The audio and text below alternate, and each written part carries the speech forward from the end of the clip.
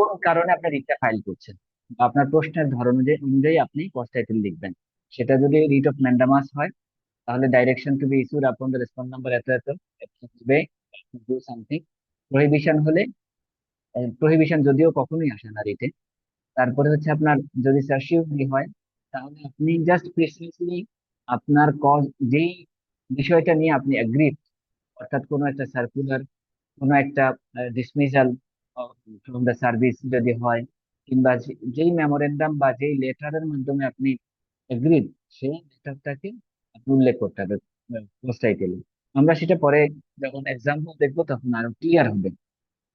দেন হচ্ছে আপনার কস্ট টাইটেলের পরে একটা অ্যাড্রেস করতে হয় চিফ জাস্টিস বরাবর, যেটা আমরা দেখব যে all the petitions before the supreme court, be it in high court division or appellate division, এটা মানে common for all petitions, address to the honourable chief justice বরাবর করতে হবে, and other companion justices in the appellate division.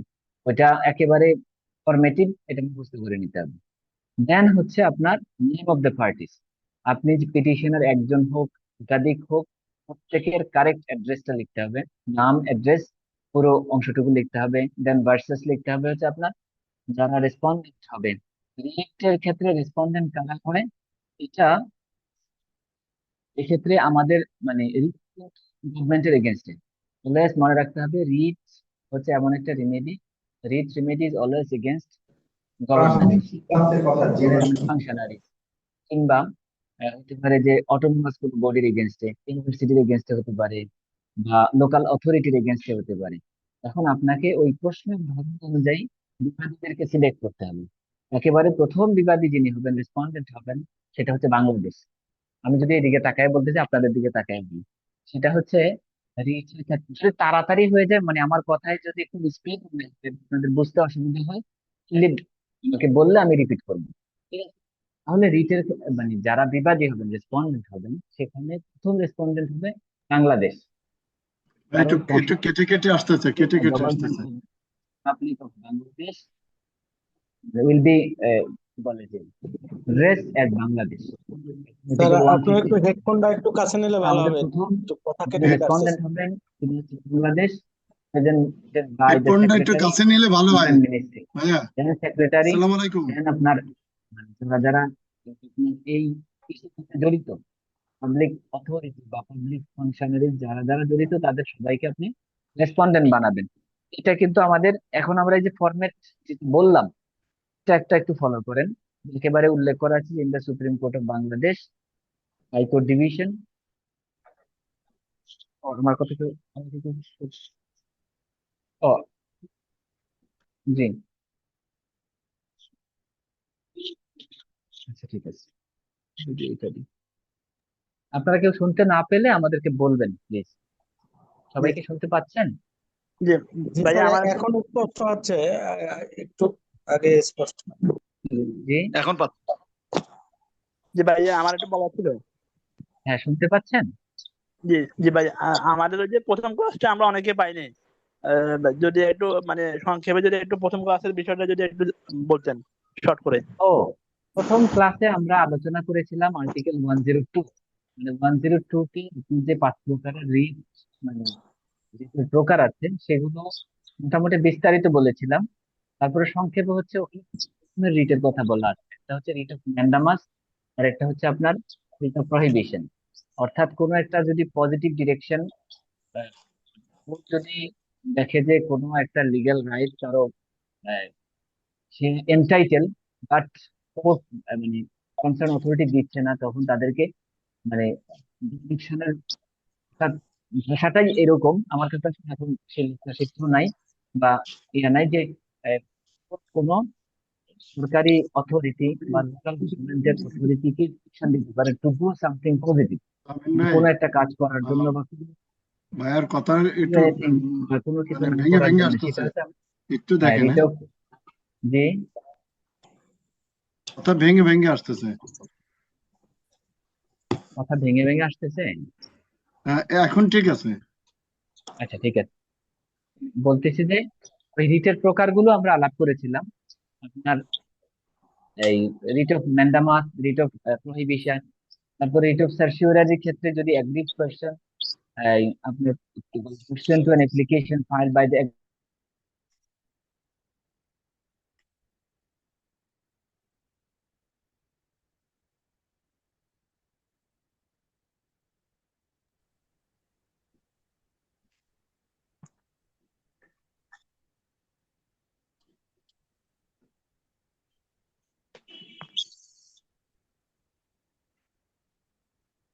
শুনতে পাচ্ছি না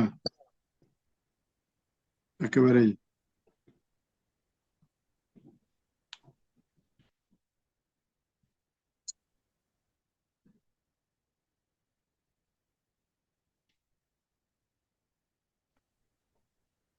আলামিন ভাই মোটেই শুনতে পাচ্ছি না,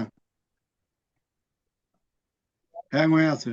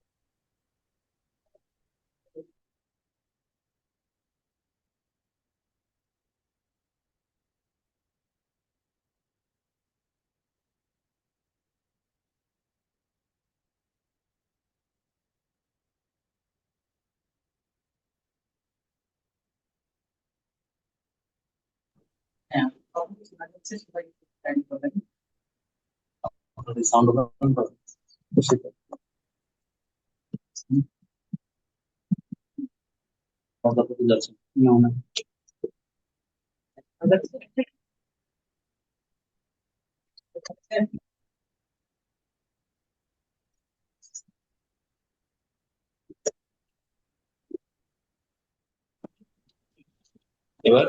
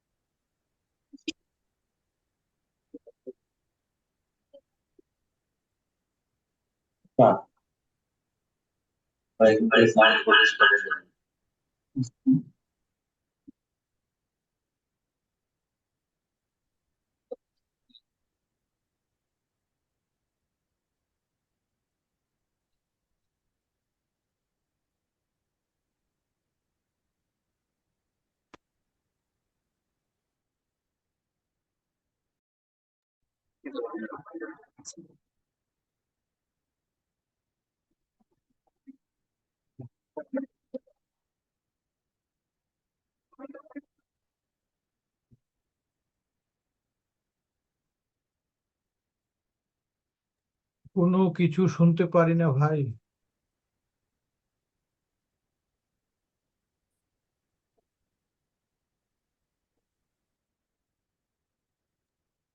কিছুই শোনা যায় না।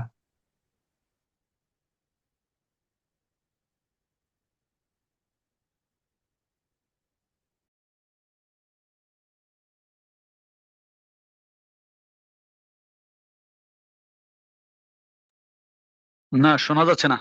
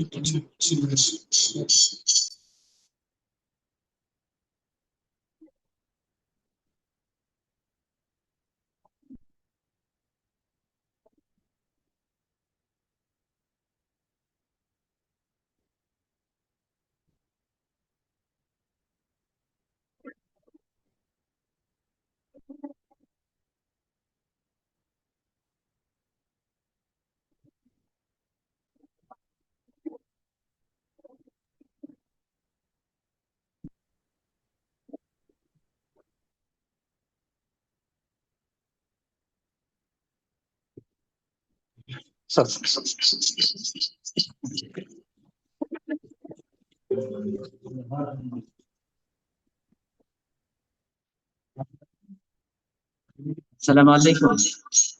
এখন কথা শোনা যাচ্ছে? জি, শোনা যাচ্ছে। আচ্ছা, আলহামদুলিল্লাহ। তাহলে আমরা কন্টিনিউ করবো, কি কথা শোনা যায়, যে শোনা যাচ্ছে এখন। অসুবিধা করছিল। আচ্ছা, আমরা লাস্ট ক্লাসে যে বিষয়টা নিয়ে আলাপ করেছিলাম সেটা হচ্ছে রিটের যে মানে সোর্স অফ পাওয়ার বলতে পারি, যেটার উপর বেস করে রিট জুরিসডিকশন আমাদের এখানে প্র্যাকটিস হয়, সেটা আলাপ করছিলাম। খুব সংক্ষেপে আমরা বলবো আমাদের যে 5 প্রকারের রিট, সেটা আমাদের আর্টিকেল 102তেই খুব প্রিসাইজলি বলা আছে, এবং সেটা আমরা যারা মানে আর্টিকেল 102 পড়েছেন তারা জানেন।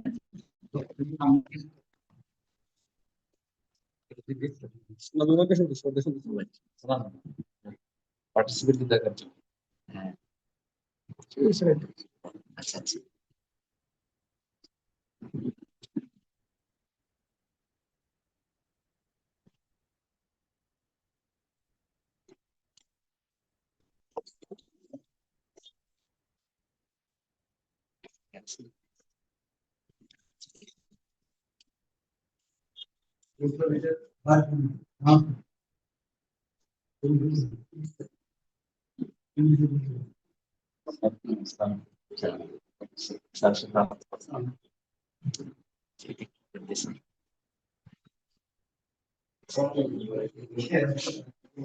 আবার যেন এটা দিল না।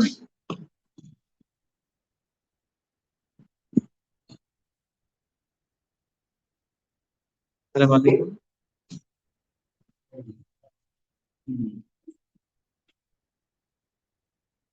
হ্যালো, আবার যেন শুনতে পাচ্ছি না। কি বলবো, এতক্ষণ তো ভালোই ছিল, এগুলো ছাড়া। এখন কি শুনতে পাচ্ছেন?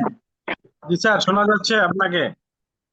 আচ্ছা, ঠিক আছে, তাহলে আমরা আমাদের ক্লাসটা কন্টিনিউ করি। তো লাস্ট ক্লাসে আমরা মেইনলি হচ্ছে রিটের যে 5 প্রকারের রিট মানে আমরা এখানে প্র্যাকটিস করি, সেই রিটের যে আর্টিকেল 102টা আমরা একদম ভেঙে ভেঙে আলাপ করেছিলাম। তারপরে একেবারে সংক্ষেপে বললে 5 প্রকারের রিটের মধ্যে মানে আমাদের আইনেই বলা আছে যে এর মধ্যে 3 প্রকারের ক্ষেত্রে আপনার পার্সন এগ্রিড হতে হয়, আর 2 ক্ষেত্রে শুধুমাত্র যে কোনো ব্যক্তির অ্যাপ্লিকেশনে হাইকোর্ট ইন্টারফেয়ার করতে পারে।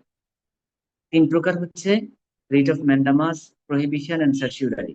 এক্ষেত্রে 1 নম্বর শর্ত হচ্ছে যিনি রিট ফাইল করবেন ওনাকে পার্সোনালি অ্যাগ্রিড হতে হবে, অর্থাৎ ওই অ্যাকশন বা ইনঅ্যাকশনের মাধ্যমে উনি নিজে এফেক্টেড হতে হবে।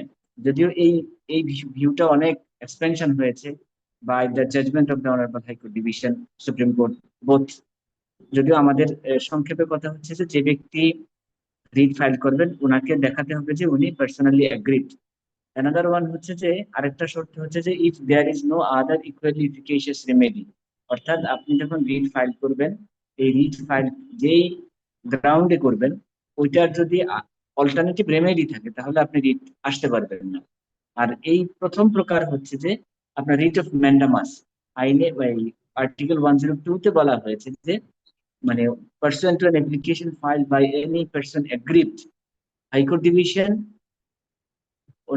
কাউকে directing a person performing any functions in connection with the affairs of the Republic or of a local authority to refrain from doing that which he is not permitted by law to do or to do that which he is required by law to do। অর্থাৎ যে বিষয়টা আপনার মানে যারা public authority বা local গভর্নমেন্টের authority একটা যে কোনো একটা আইন অনুযায়ী করতে বাধ্য কিন্তু করতেছে না, সেই ক্ষেত্রে আপনি হাইকোর্টে আসতে পারবেন রিট অফ ম্যান্ডামাসের ক্ষেত্রে। অথবা যদি কোনো ইলিগাল কাজ করে সেটাকে বন্ধ করার জন্য আপনি রিট অফ প্রহিবিশনে আসতে পারবেন। আর একটা হচ্ছে যে কোনো একটা আনলফুল অ্যাক্টিভিটিস যদি হয়ে যায় বা কোনো কিছু যদি আপনাকে ফর এক্সাম্পল কোনো ডিসমিসাল হয়ে যায় বা কোনো অ্যাকশন যেটা হয়ে গেছে সেটা যে ইলিগালি হয়েছে বা আনলফুলি হয়েছে সেই ইস্যুটাকে চ্যালেঞ্জ করতে পারবেন হচ্ছে রিট অফ সার্সিউরারি, সেই বিষয়টা মানে বলা আছে। আর আর দুইটা ক্ষেত্রে হচ্ছে রিট অফ হ্যাবিয়াস কর্পাস, কাউকে যদি আনলফুলি ডিটেইন করে রাখে সেটা পাবলিক অথরিটি হোক প্রাইভেট অথরিটি হোক, আপনার যে কেউ হাইকোর্ট ডিভিশনে রিট অফ হ্যাবিয়াস কর্পাস ফর্মে মামলা ফাইল করতে পারে এবং সেক্ষেত্রে কোর্ট সেই যে যাকে ডিটেইন করা হয়েছে তাকে কোর্টে প্রডিউস করার জন্য ডিরেকশন দিতে পারে to see whether the person has been detained in illegally or in unlawful manner, সেটাকে এক্সামিন করার জন্য। another one হচ্ছে co-warrant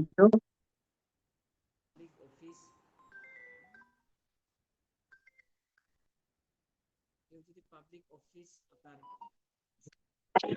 এটা যদি বেআইনি ভাবে করি সেটাকে চ্যালেঞ্জ করা যায় রিট অফ কো-ওয়ারেন্টতে। এই মোটামুটি এই বিষয়গুলো ছিল। আমরা যে লেকচারশিটটা দিয়েছি সেটাকে একেবারে ভেঙে ভেঙে ডিটেইলস আমরা ওখানে উল্লেখ করেছি। আপনারা যারা গত ক্লাসে অ্যাটেন্ড করতে পারেননি ওই শিটটা দেখলে আশা করি অনেক কিছু আপনার ক্লিয়ার হয়ে যাবে। না নির্বাচন দেওয়া বেরোতে পারতেছেন কাইন্ডলি একজন বলেন। না কেউ কথা বলেন না, যদি অপ্রয়োজনীয় কথা হয় তাহলে বলেন না, আমাদের ক্লাসে একটু ডিস্টার্ব হবে। ভাই তাহলে একটু যাই। হ্যাঁ, আপনারা যদি ক্লাসের কোনো কোশ্চেন করতে চান তাহলে একবারে আমার মনে হয় ক্লাস শেষে কোশ্চেন করলে ভালো হয়। মাঝখানে মাঝখানে কোশ্চেন করলে এগুলো মানে ক্লাসের মনোযোগটা ভিন্ন রকম হয়ে যায়। যা আসলে আজকের ক্লাসটা কিন্তু খুবই ইম্পর্টেন্ট ক্লাস, থিওরিটিক্যাল ক্লাস, মানে থিওরির ক্লাসে আজকে হচ্ছে মানে এই বিষয়টা আপনার বুঝতে হবে, না হলে কিন্তু পরবর্তীতে ড্রাফটিং এ গিয়ে আপনি প্রবলেমে পড়বেন। তাহলে আমরা যেটা বলছিলাম যে কস্ট টাইটেলে যে যে অংশগুলো থাকে আমরা ডিটেলস ভেঙে ভেঙে বলেছিলাম। এখন আমরা সেটার একটা এক্সাম্পল দিয়েছি, সেই এক্সাম্পলটা আপনারা খেয়াল করবেন যে আমরা প্রথমে যে in the supreme court of Bangladesh high court division special original jurisdiction, তারপরে রিপিটিশন নাম্বার, এগুলো মুখস্থ করে ফেলতে হবে। তারপরে আপনার যেই আর্টিকেল 102টা উল্লেখ করতে হয় সেখানে কিন্তু আবার প্রত্যেকটার জন্য আলাদা আলাদা বলা আছে। রিট অফ ম্যান্ডামাস প্রহিবিশনের ক্ষেত্রে ওই 102টা 2 এর মানে সাব আর্টিকেল 2 তে হচ্ছে ওইটা, আর 3 তে হচ্ছে মানে যেটা আমরা রিট অফ সার্সিউরারি বলি মানে ওইটা আপনাকে স্পেসিফিক যদি উল্লেখ করতে পারেন, তাহলে যিনি এক্সামিনার উনি মনে করবেন যে আপনি রিটের প্র্যাকটিস করেন বা রিটটা বুঝেন। অথবা জাস্ট 102 দিলেও হয়, কিন্তু সেটা দিলে মনে করবে যে আসলে আপনি রিট প্র্যাকটিস করেন না।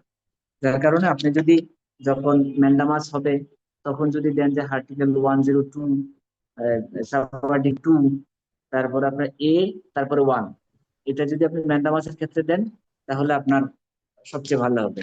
অর্থাৎ আর্টিকেল 102, তারপর 2A, তারপর রোমান 1, এটা হচ্ছে ম্যান্ডামাস বা প্রহিবিশনের ক্ষেত্রে। আর আপনার যখন সার্সিউরারি যখন আপনি চ্যালেঞ্জ করবেন তখন হবে রোমান 2, ঠিক আছে? যেটা এভাবে আমি যদি দেখান তাহলে দেখতে পারেন, বা আমরা যেটা উল্লেখ করেছি, মানে এটা এটা আপনার ওই যে 102টা পড়লেই বুঝতে পারবেন, ঠিক আছে? এরপরে হচ্ছে আপনার এটা উল্লেখ করতে হবে। তারপর and in the matter of, আপনি যেই প্রশ্নে যে ইস্যুটা আসবে সেই ইস্যুটাকে উল্লেখ করা, এটাকে কজ অফ অ্যাকশন বলা হয় বা কজ অফ গ্রিভেন্স বলা যায়। যে আপনি যেই বিষয়টার মাধ্যমে অ্যাগ্রিড বা যে বিষয়টাকে আপনি অ্যাড্রেস করতে চাচ্ছেন সেই বিষয়টাকে পজিটিভ ল্যাঙ্গুয়েজে আপনি উল্লেখ করবেন, বুঝছেন?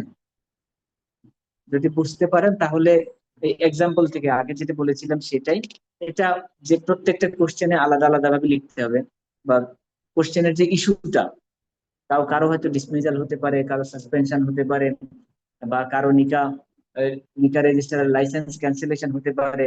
প্রত্যেকটাকে আপনি সেভাবে কজ অফ অ্যাকশনটা এভাবে লিখতে হবে। দেন হচ্ছে আপনার যেটা বললাম যে মানে প্রত্যেকটা পিটিশন আপনার অনারেবল চিফ জাস্টিস বরাবর লিখতে হয়, যেটা is to mister justice Syed Rifat Ahmed, the honorable chief justice of Bangladesh and his companion justices of the said honorable court, এটা লিখতে হয়, আপনারা লিখবেন। তারপরে পার্টিসদের নাম, পিটিশনারের নাম প্রথমে, and in the matter of the পিটিশনারের নাম ডিটেলস লিখবেন, সেখানে পিটিশনার উল্লেখ করবেন। দেন ভার্সেস হচ্ছে রেসপন্ডেন্টসদের নাম উল্লেখ করতে হবে, যেটা আমরা বলেছি যে প্রথম জন হচ্ছে বাংলাদেশ, দেন হচ্ছে আপনার কনসার্ন মিনিস্ট্রি, সেটা সেক্রেটারিকে আলাদাভাবে করতে হয়, এখানে যদিও ইয়েটা করা নাই। তারপরে আপনার মানে প্রশ্নের ধরন অনুযায়ী যারা যারা রেসপন্ডেন্ট হবেন তাদের কথাগুলো উল্লেখ করতে হবে। তাহলে আমরা ফার্স্ট টাইটেল মোটামুটি বুঝছি তো ভাই, যে ফার্স্ট টাইটেলের অংশটা বোঝা গেছে, যেখানে হচ্ছে কোর্টের নাম ভার্সেস যে সাতটা দিল রেসপন্ডেন্ট, এটা তো আরো বাড়তে হবে। হ্যাঁ বাড়তে আরো পারে, বাড়বে। এটা তো ছয়, সাত, একটা আট, ফর দশ। এক্সাম্পল, এটা কিন্তু কোনো Just কোশ্চেন একটা থেকে form। দেওয়া হয়নি, জাস্ট আপনি যেন রেসপন্ডেন্টের নামগুলো কিভাবে উল্লেখ করে সেটা বুঝতে পারেন, জি। পিটিশনার এন্ড রেসপন্ডেন্টের নাম। তাহলে এগুলো যখন উল্লেখ করা শেষ, দেন আমরা হচ্ছে রিটের মেইন বডিতে চলে যাব। এটা কিন্তু আমাদের সেকেন্ড ইয়েটা দেখতে পারেন, যে main body of the petition, this starts with finishing of the first title and continues until the fourth part, একদম গ্রাউন্ডস পর্যন্ত আগে যেটা উল্লেখ করবেন এটা হচ্ছে মেইন বডি। সেখানে কি থাকবে? প্রিসাইজলি ফ্যাক্টসটা থাকবে, ফ্যাক্টস অফ দ্য কেস। দেন হচ্ছে আপনার সাবমিশনটা থাকবে, বুঝছেন? তাহলে ফ্যাক্টস গুলো আপনার ওই যে প্রশ্নে যেভাবে থাকবে, অনেক ক্ষেত্রে প্রশ্নটা খুব প্রিসাইজলি হয় অল্প অল্প, কিন্তু আপনাকে ফ্যাক্টস ধারাবাহিকভাবে কিছু কল্পনা করে সেটাকে নিয়ে আসতে হবে। ধরেন কাউকে যদি চাকরি থেকে ডিসমিসাল করে, তাহলে আপনি তো তার তো একটা ব্যাকগ্রাউন্ড আছে, সে চাকরিতে জয়েন করেছে, তার পারফরমেন্স স্যাটিসফ্যাক্টরিলি সে পারফর্ম করেছে, দেন সাবসিকুয়েন্টলি তাকে শোকজ দিয়েছে, সে শোকজের জবাব দিয়েছে, তারপরে আপনার তাকে সাসপেন্ড করেছে কিংবা ডিসমিস করেছে, এভাবে ধারাবাহিকভাবে উল্লেখ করতে হবে। আমরা সেটাও বলবো কিভাবে উল্লেখ করবেন। দেন হচ্ছে সেটা কিভাবে হয়, এই যে এই অংশটুকু মুখস্থ করতে হবে, the humble petition of the petitioner above name most respectfully sure, এটা আপনাকে মুখস্থ করে ফেলতে হবে, ঠিক আছে? ফার্স্ট টাইটেলের পরে এই অংশটুকু দিয়ে দেন আপনার the petitioner is a law abiding citizen of Bangladesh, মানে আপনি কিছু গুণগান গাইবেন পিটিশনারের পক্ষে। তারপরে হচ্ছে আপনার এখানে এই যে explaining with Shewet, we start explaining our case, providing the short description of the petitioner, respondents, affirming ওনাদের অ্যাড্রেস গুলো যে কারেক্টলি উল্লেখ করা হয়েছে, এটা আপনারা আপনাদের যে কনসার্ন বই যেটা ফলো করেন সেখানে এই ধরনের রিট পিটিশনের ড্রাফট দেয়া আছে, সেখানে কোন কোন প্যারাগ্রাফ গুলো আপনাদেরকে উল্লেখ করতে হবে। তারপরে statements of facts should be precise, clear, easy to understand and to the point. To the পয়েন্টে উল্লেখ করতে পারেন। যেহেতু কোশ্চেন আসলে আপনাদের অনেক কোশ্চেন লেখা লাগবে, আপনার যেন এটা প্রিসাইজলি বক্তব্যটা চলে আসে, এটা চেষ্টা করবেন যত সংক্ষেপে উল্লেখ করে দেওয়া যায়। তাইলে ফ্যাক্টসটাকে আপনারা উল্লেখ করবেন, কিন্তু অবশ্যই ক্রনোলজিক্যালি মেনটেন করে উল্লেখ করবেন, ধারাবাহিকতা উল্লেখ করবেন, অল্প সেন্টেন্সে উল্লেখ করেন, বাট যেন বোঝা যায় ফ্যাক্টসটার জন্য একটা মানে কমপ্লিট একটা ফ্যাক্টস বোঝা যায়, সেটাই উল্লেখ করবেন। দেন হচ্ছে আপনার, আর এটা নর্মালি আপনার ডেট ওয়াইজ হয়, অর্থাৎ প্রিভিয়াস ডেটটা আগে হয়, পরের ডেটটা পরে হয়, সেভাবে। অর্থাৎ যে কোনো একটা মানে রিটের ফ্যাক্টস কিন্তু হচ্ছে আগে থেকে শুরু হয়।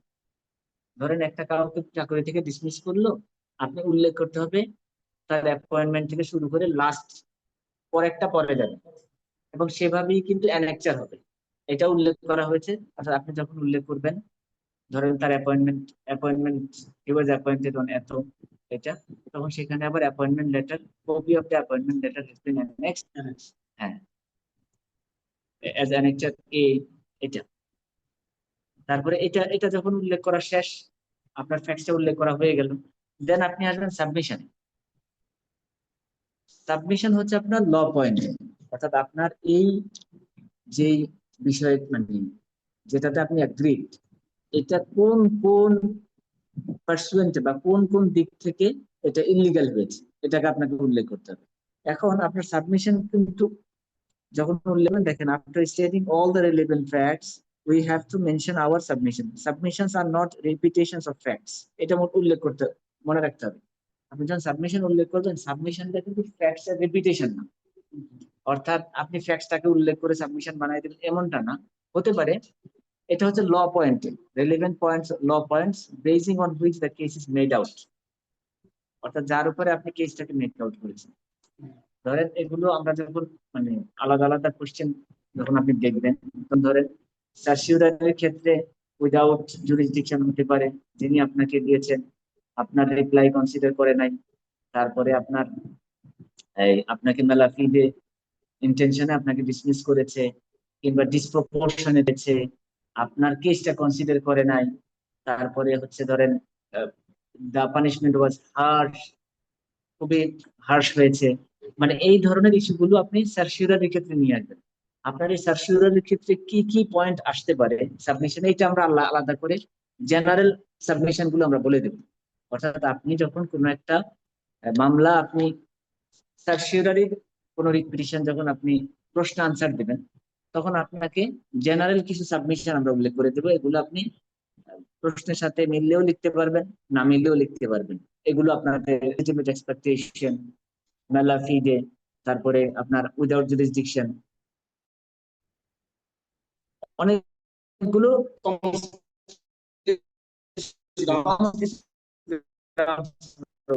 সেগুলো আপনার উল্লেখ করলে সাবমিশন গুলো ঠিক আছে, that it is humbly submitted there, এটা দিয়ে submission ends up with the sentence containing the plea of any reform.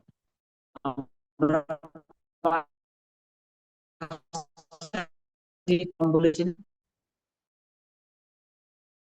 কিন্তু আপনার 102টা রিপোর্টার একবার দুইবার না 100 বার করতে হবে, তাইলে আপনার পুরো ফ্যাক্টসটা আপনার কাছে ক্লিয়ার হয়ে যাবে। কি হবে, why the respondent shall not be directed, ঠিক আছে, কেন মানে বিবাদীদেরকে ডাইরেকশন দেওয়া হবে না টু ডু সামথিং। তাহলে আপনি যখন ওই ক্ষেত্রে যখন সাবমিশন দেবেন, তখন আপনার লাস্ট অংশটা আপনার ওই ফরম্যাটে হবে, অর্থাৎ each submission ends up with the sentence containing the plea of any read form. যেই রিড ফর্মে আপনি মানে কোশ্চেনটা আপনি আনসার দিচ্ছেন, বা কোশ্চেনে যেই ধরনের রিটের, সেটা সার্সিউরারি হলে এক প্রকার, সেটা যদি হ্যাবিয়াস কর্পাস হয় তাহলে সেটা ভিন্ন ধরনের। ওই এটা আমরা গত ক্লাসে বলেছিলাম যে আপনার ওই 102তেই বলা আছে যে আপনার যেই ধরনের রিট পিটিশন হবে সেটার প্রেয়ারটা কিরকম হবে, সেখানে বলা আছে। যেমন আপনার রিট অফ সার্সিউরারির ক্ষেত্রে আপনি বলতে হবে the impugned decision shall be liable to be declared to have been done or taken without lawful authority and is of no legal effect. এখানে দুইটা, declaration of the impugned act or proceedings has been taken without lawful authority and is of no legal effect. এই বিষয়টা আপনাকে সবসময় খেয়াল করতে হবে। আবার যখন আপনি ম্যান্ডামাসে যাবেন, তাহলে যখন সাবমিশনটা লিখবেন, তখন তারপরে লিখবেন the respondent should be directed to do to do, ওখানে ডাইরেকশন, এখানে হচ্ছে ডিক্লারেশন। আর যদি আপনার হেভিয়েস্ট পারপাস হয় তাহলে দ্য রেসপন্ডেন্ট শুড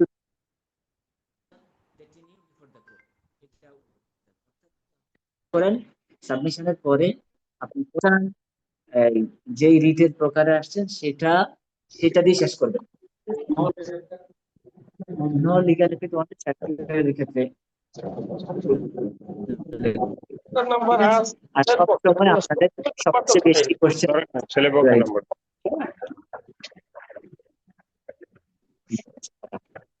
আচ্ছা, যারা নিজেরা নিজেরা কথা বলেন কাইন্ডলি আপনি একটু মিউট করে নিন প্লিজ। আপনার কথা disturb করে। আচ্ছা, then হচ্ছে বললাম, যখন এক্সাম্পলে যাব তখন আপনারা আরো দেখতে পাবেন। তাহলে এখানে একটা গুরুত্বপূর্ণ জিনিস, অর্থাৎ আপনি যখন রিপোর্ট থেকে ওই পারমিশনের একটা প্যারাগ্রাফ আলাদা উল্লেখ করতে হবে, ঠিক আছে? সাবমিশনের পরেই আপনি পারমিশনের একটা প্যারাগ্রাফ উল্লেখ করতে হবে, যে petitioner begs your lordship's kind permission to share affidavit annexing photocopies of the papers and documents, এটা আপনারা পাবেন। আর একটা যদি আপনার ধরেন অথরাইজ পার্সনের মাধ্যমে যদি হয়, ধরেন একাধিক যদি পিটিশনার হয়, সকল পিটিশনার মিলে হয়তো একজনকে পাওয়ার দিয়েছে এফিডেভিট করার জন্য, কিংবা যিনি পিটিশনার তিনি হয়তো তার কোনো পার্সোনাল ডিফিকাল্টিজের কারণে উনি আসতে পারেন নাই, উনি হয়তো একটা লেটার অফ অথরিটি কাউকে দিয়েছেন বা পাওয়ার অফ অ্যাটর্নি করে দিয়েছেন, সেক্ষেত্রেও আপনাকে ওই যে ফটোকপি পারমিশন যেই প্যারাগ্রাফে চাইবেন সেই প্যারাগ্রাফে উল্লেখ করতে হবে, মানে to share affidavit through authorised person, ঠিক আছে? এটা উল্লেখ করতে হয়। তাহলে এইগুলো যখন আপনার এই ফ্যাক্ট শেষ, সাবমিশন শেষ, শেষের একটা প্যারাগ্রাফে উল্লেখ করতে হয় দ্য পিটিশনার হ্যাজ বিন, না এটা হচ্ছে এগ্রিড বাই দ্য কনসার্ন, এই যে ধরেন যেই অংশটুকু আপনি কস্টাইটেলে নিয়ে আসছিলেন বা যেটার মাধ্যমে আপনি এগ্রিড, শেষে লিখতে হবে finding no other equally efficacious remedy the petitioner is filing this writ petition on the following grounds. এটা আপনার সকল মানে রিটের ইয়াতে অলমোস্ট সিমিলার। এটা আপনারা যখন উল্লেখ করবেন, হ্যাঁ জি, লিগ্যাল নোটিস হচ্ছে আপনার ওই যে এই না, ওইটা যে ম্যান্ডামাস এবং প্রহিবিশনের ক্ষেত্রে আপনাকে লিগ্যাল নোটিস দিতে হবে। ম্যান্ডামাস এবং প্রহিবিশনের ক্ষেত্রে চাচ্ছেন, কোনো একটা অ্যাপ্লিকেশনের ডিসপোজাল চাচ্ছেন, কখনো একটা অ্যাপ্লিকেশন, কখনো লিগ্যাল নোটিস। আর সার্চিউরির ক্ষেত্রে আপনার লিগ্যাল নোটিস দিতে হবে না। সার্চিউরি হচ্ছে আপনার কোনো একটা আনলফুল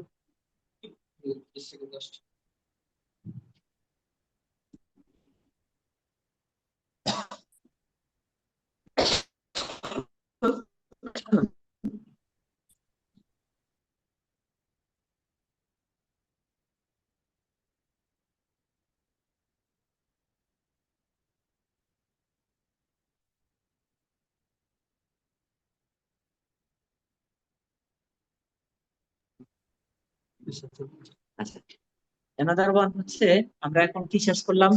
ফ্যাক্টস শেষ হলো, সাবমিশন শেষ হলো, এখন আমরা হচ্ছে গ্রাউন্ডসে যাব। গ্রাউন্ডসে ইজি হচ্ছে আপনার সাবমিশন যেগুলো দিয়েছেন ওগুলোকেই ফর দ্যাট উল্লেখ করে গ্রাউন্ডস উল্লেখ করতে হবে। অর্থাৎ আপনি যখন সাবমিশন 2টা 3টা 5টা যেগুলো দিলেন ওগুলোকেই আপনি যে প্যারাগ্রাফে আপনি উল্লেখ করেছেন the petitioner is being aggrieved by এত এত, কি বলে, finding no other equally efficacious remedy, the petitioner is filing the instant writ petition on the following grounds.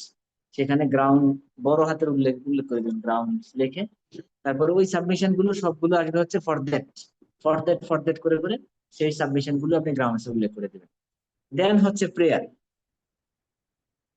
প্রেয়ারে যখন আসবেন আপনার প্রেয়ার গুলো wherefore it is humbly prayed that your lordship would graciously be pleased to লিখে why the respondent shall not be directed হতে পারে যদি আপনার ইয়া হয়, কি বলে, যদি ম্যান্ডামাস হয়।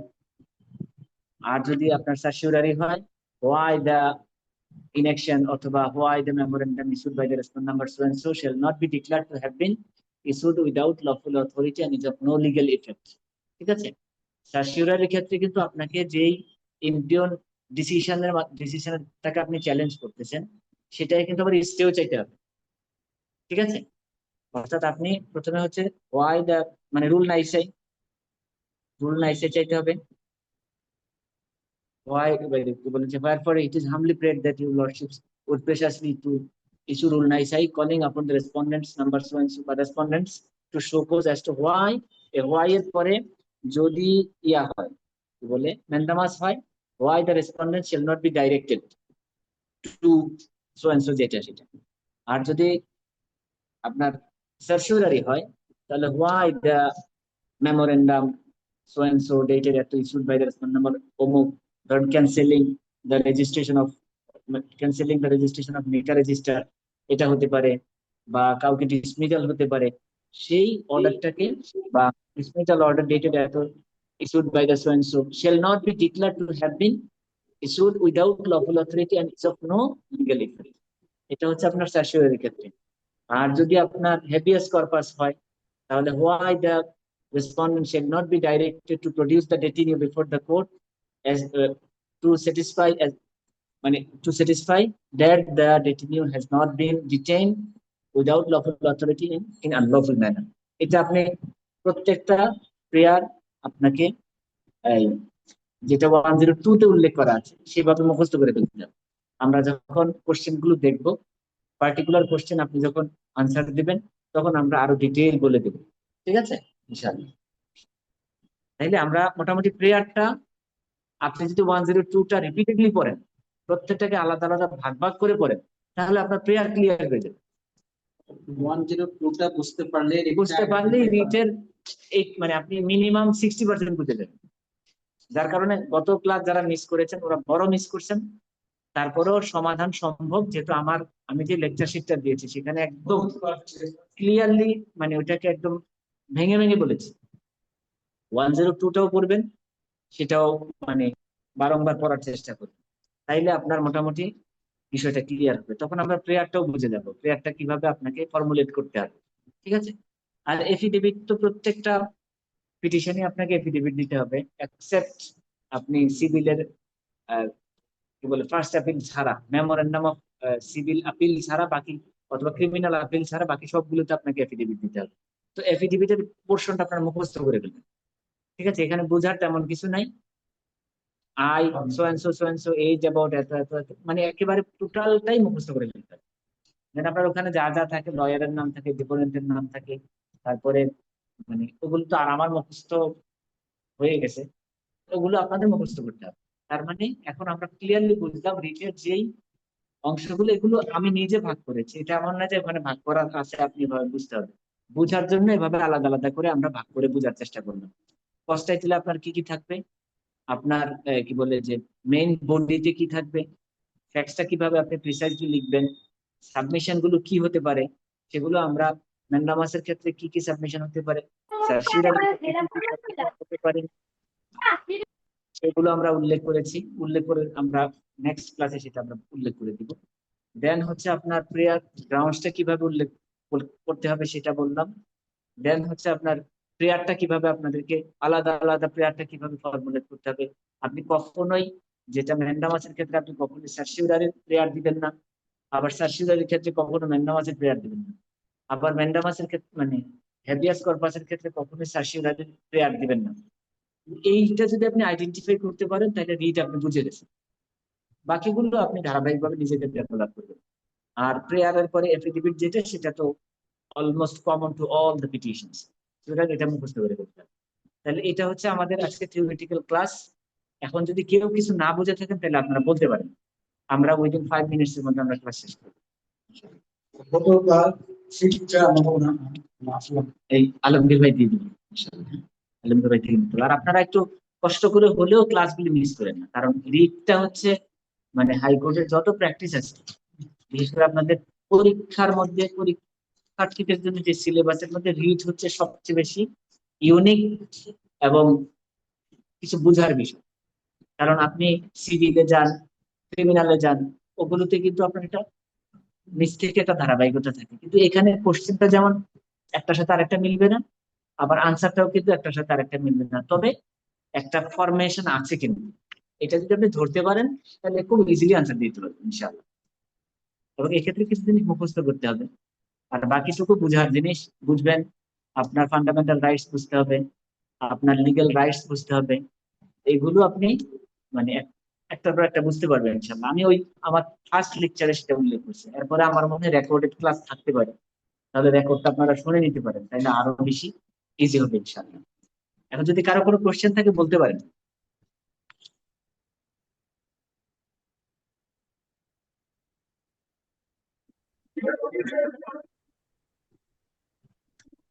কারো কোনো কোশ্চেন আছে?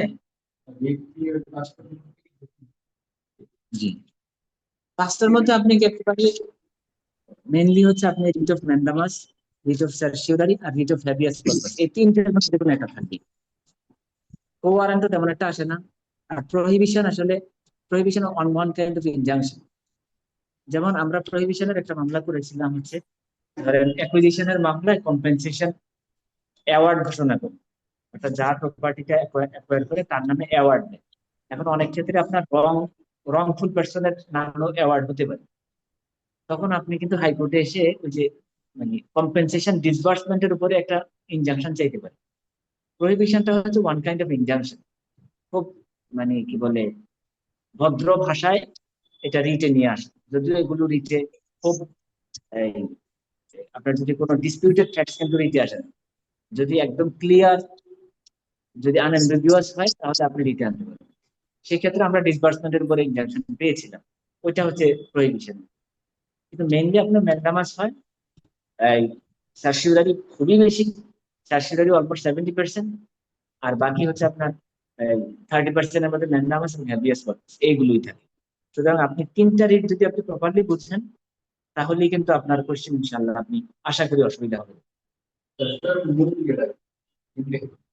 থিমটা হচ্ছে আপনার এটা কিন্তু আইনেই বলা আছে, যেহেতু আমাদের ল্যাঙ্গুয়েজ গুলো এমন ভাবে বলা। সার্সিওরারির ক্ষেত্রে হচ্ছে আপনার ডিক্লেয়ারিং দ্যাট এনি অ্যাক্ট ডান, অর্থাৎ কোনো একটা আনলফুল কাজ হয়ে গেছে। ধরেন আপনাকে ডিসমিস করে দিয়েছে, আপনাকে যে কোনো ধরনের কোনো একটা কাজ যখন হয়ে যায়, কোনো একটা আনলফুল কাজ হয়ে গেছে, অথবা কোনো একটা প্রসিডিংস টেকেন, অথবা কোনো একটা ধরেন আপনার বিরুদ্ধে ডিপার্টমেন্টাল প্রসিডিংস হোক বা অর্থাৎ কোনো একটা ইলিগেল কাজ হয়ে গেছে, সেটাকে ডিক্লেয়ার করা। ধরেন আপনাকে চাকরি থেকে ডিসমিস করে দিয়েছে, আপনাকে সাসপেন্ড করে দিয়েছে, এই ক্ষেত্রে এটাকে চ্যালেঞ্জ আপনি করবেন। তখন আপনাকে এটা হবে সার্সিওরারি। ম্যান্ডামাস হচ্ছে কাজটা হয় নাই, অর্থাৎ আপনি কোন একটা আপনার লিগ্যাল রাইট হচ্ছে করা, এটাই। আর যেমন আপনি জমির খাজনা দিতে হকদার, আপনি জায়গার পজিশনে আছেন কিন্তু আপনার খাজনা নিচ্ছে না, তখন আপনি ম্যান্ডামাসে আসতে পারেন যে আপনি খাজনা নেন। তখন ডাইরেকশন দিবে কোর্ট, যদি স্যাটিসফাই হয় যে আপনি মানে রেসপন্ডেন্টকে ডাইরেকশন দিবে টু রিসিভ খাজনা, এই ক্ষেত্রে এটা হচ্ছে আপনার ম্যান্ডামাস। হেভিয়াস পারপাস হচ্ছে ধরেন আমাদের কোনো একটা ব্যক্তিকে যদি পুলিশ ধরে নিয়ে রাখে, সংবিধানে উল্লেখ আছে কিন্তু মানে 24 আওয়ার্স এক্সক্লুডিং, মানে আনা নেওয়ার বাইরে তাকে কিন্তু মানে কোর্টে প্রডিউস করতে হবে। তাই কোর্টে প্রডিউস করলো না, সেক্ষেত্রে আপনি আসতে পারেন। বা এখন যেই খুব পপুলার একটা বিষয় হচ্ছে যে বাবা মার মধ্যে কোনো ধরনের মনোমালিন্য, বাচ্চাকে বাবাকে দেখতে দেন, তখন আপনি ওই বাচ্চাটাকে হয়তো আনলফুলি ডিটেইন করে রাখছেন, বাচ্চাকে বাবাকে দেখতে দেন, আর সেই ক্ষেত্রে আপনি হেভিয়াস কর্পাস থেকে বাচ্চাকে নিয়ে আসতে পারেন কোর্টে করার জন্য। এগুলি হচ্ছে মোটা দাগে বড় বড় প্র্যাকটিস আর কি। ঠিক আছে, প্রশ্ন যদি আর না থাকে তাহলে আমরা শেষ করবো। আমাদের একটা প্রশ্ন স্যার। বলেন। প্রশ্নটা হচ্ছে এই যে বিভিন্ন প্রকার রিট, এই রিটের ক্ষেত্রে যে প্রেয়ার পোর্শনের ক্ষেত্রে ছোট ছোট করে ডিরেকশন, তারপরে ডিক্লারেশন, এগুলো বললেন, এগুলো যদি ওই রিটের পাশাপাশি এক কথায় দুই কথায় ছোট ছোট করে স্পেসিফিক করে দেওয়া যেত, আমরা তো নতুন, তো এটা আমাদের জন্য সহজ হতো। আমাদের প্রথম যে লেকচারটা আমরা লেকচার শিটটা দিয়েছি, ওইটা পড়লে আপনার অনেক কিছু ক্লিয়ার হয়ে যাবে ইনশাআল্লাহ। আর এটা আমরা যখন আপনারা যখন রিটের ড্রাফট করবেন, তখন আমরা ধরে ধরে ধরে ধরে কিভাবে ইয়া করবেন সেটা আরো আমরা উল্লেখ করলে আপনার একদম মুখস্থ হয়ে যাবে ইনশাআল্লাহ। আর এখন আমি বললে আপনি একটার সাথে আরেকটাকে রিলেট করতে পারবেন না, এটা বরং আপনি কনফিউজড হবেন। আমার মনে হয় যখন আপনি ড্রাফট করবেন, যখন কোশ্চেনের আনসার দিবেন, তখন আমরা সেটাকে এক্সপ্লেন করলে আপনার কাছে ক্লিয়ার হবে ইনশাআল্লাহ। আপনার প্রথম লেকচার শিটটা আপনারা একটু ফলো করেন, তাহলে অনেক কিছু ক্লিয়ার হবে। ঠিক আছে? হ্যালো, জি জি ওকে, ঠিক আছে। আচ্ছা ঠিক আছে, তাহলে আর কোশ্চেন না থাকলে আমরা আজকে শেষ করি। ঠিক আছে ভাই, আসসালামু আলাইকুম। এখানে কাট।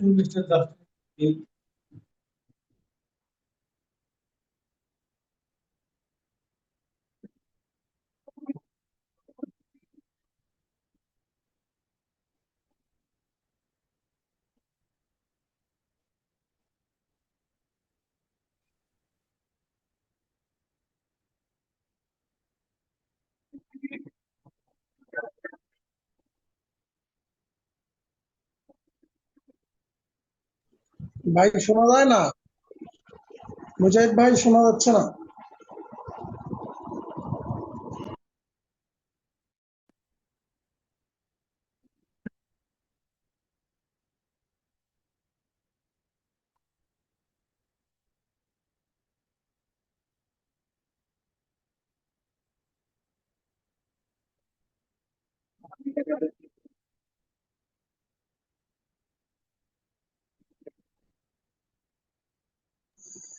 মুজাহিদ ভাই শুনতে পাচ্ছি না।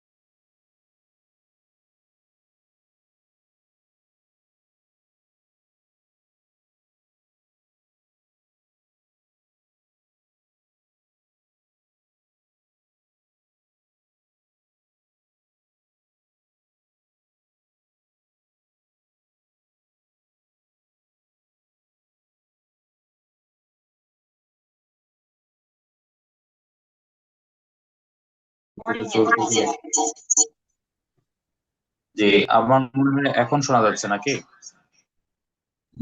হ্যাঁ জি ভাই শোনা যাচ্ছে। আচ্ছা জি, শুক্রিয়া। আমি বলছিলাম যে আমাদের স্যার তো ক্লাস নিলেন, আপনাদের আশা করছি ভালো লেগেছে। রিটের বেসিক ড্রাফটিং এর ব্যাপারে কনসেপ্টটা ক্লিয়ার হয়েছে। এর আগের ক্লাসে আমাদের রিট সংক্রান্ত বেসিক আলোচনা ছিল। তো সর্বোপরি ক্লাস চলবে, আমাদের তো টোটাল 25টা ক্লাস হবে। কয়েকটা ক্লাস আমরা ইতিমধ্যে শেষ করেছি। এখন আপনাদের প্রতি একটু নির্দেশনা ছিল যে যারা এখনো ভর্তিটা কমপ্লিট করেন নাই, আমার মনে হয় যে নিজ দায়িত্বে একটু আমাদের দেওয়া নাম্বারে যোগাযোগ করে আপনাদের অ্যাডমিশনটা কমপ্লিট করবেন। সেই ক্ষেত্রে আমরা কিছু কনসিডারেশনের অপশন রেখেছি আপনাদের জন্য। আমাদের তো সরাসরি কোর্স ফি 10,000 আর অনলাইন কোর্স ফি 9,000। তো আমরা বলেছি যে যারা ভর্তি সম্পন্ন করবেন 36 জুলাই উপলক্ষে আমাদের 3600 টাকার একটা ডিসকাউন্ট আমরা দিয়েছি। তো আশা করছি আপনারা এই সময়ের মধ্যে পেমেন্ট সম্পন্ন করে দিবেন। তবে নেক্সট ক্লাস থেকে আমরা শুধুমাত্র অ্যাডমিটেড যারা আছে তাদের কাছেই আমাদের ক্লাসের লিংক পৌঁছাবো। তো আপনাদের সহযোগিতা আমরা আশা করছি। আর আপনাদের কোনো পরামর্শ সাজেশন থাকলে আমাদেরকে জানাবেন। সবাইকে ধন্যবাদ। আসসালামু আলাইকুম রহমতুল্লাহ। আরো কোনো কিছু জানতে চাওয়ার আছে?